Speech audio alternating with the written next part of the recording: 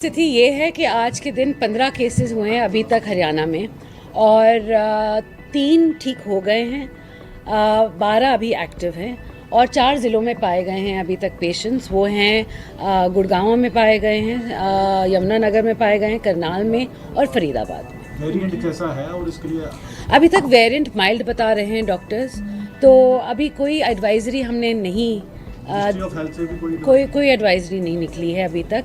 मगर क्योंकि हम सब उस दौर से गुजरे हैं जिसमें कोविड बहुत फैला हुआ था, तो मैं आप सभी से यही बोलूँगी कि सतर्क रहें, सैनिटाइज़र रखें, मास्क रखें अपने पास में और ज़्यादा भीड़ भड़के की एरिया में ना जाएं। हॉस्पिटल्स में कोई दिशा निर्देश दिए गए, कोई व्यवस्था बिगड़ती है तो हाँ जी बिल्कुल, आइसोलेशन के लिए वार्ड्स बनाए जाएंगे। जैसे ही केसेस बढ़ेंगे तो आइसोलेशन के लिए वार्ड्स बनाए जाएंगे। हमारे जो सभी मेडिकल हॉस्पिटल्स में काम करने वाले लोग हैं, वेदर इट्स मेडिकल ऑफिसर हों या ANMs हों, उनको एक बारी फिर से कोर्स कराया जा रहा है कि आने वाले वक्त में अगर कोविड फिर से हो जाता है तो कैसे काम करना है। RT-PCR किट्स मिलाई गए हैं, मेडिसिन की पूरी हो रही है जी।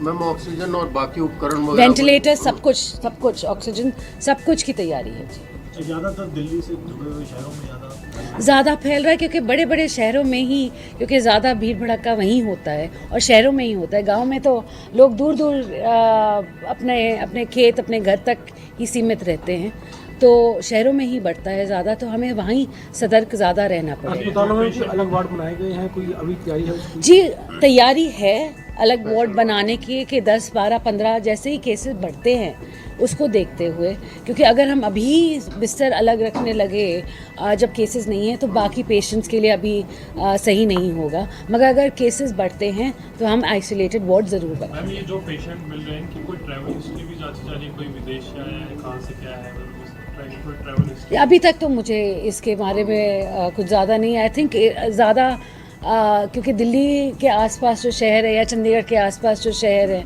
वहाँ से लोग आते जाते तो खुद हैं, किससे वो संपर्क में आए, कैसे हुआ, ये अभी आई थिंक 15 केसेस पे लेकर इतना ज़्यादा जांच नहीं हो रहा।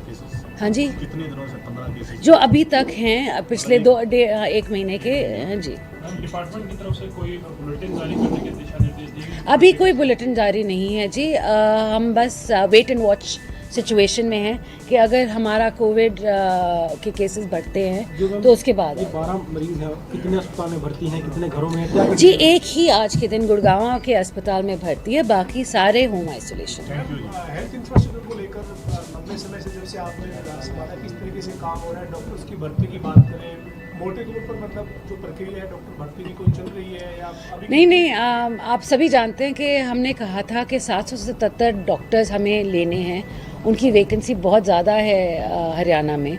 तो 777 डॉक्टर्स में से 560 को तो आपको मालूम है CM साहब ने दे रखा है कि वो अपने स्टेशंस तक पहुंच गए हैं।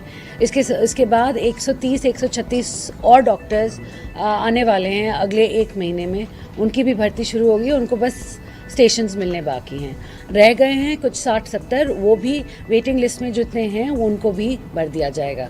बात आती है आपकी मशीन्स की और मेडिसिन्स की, तो मेरी पूरी यही कोशिश रहेगी कि कोई मेडिसिन्स की कमी ना हो और मशीन्स जो भी चल रही हैं वो अच्छी तरह चलें, और अगर नहीं चल रही तो नई मशीनें जल्द से जल्द लाई जाए।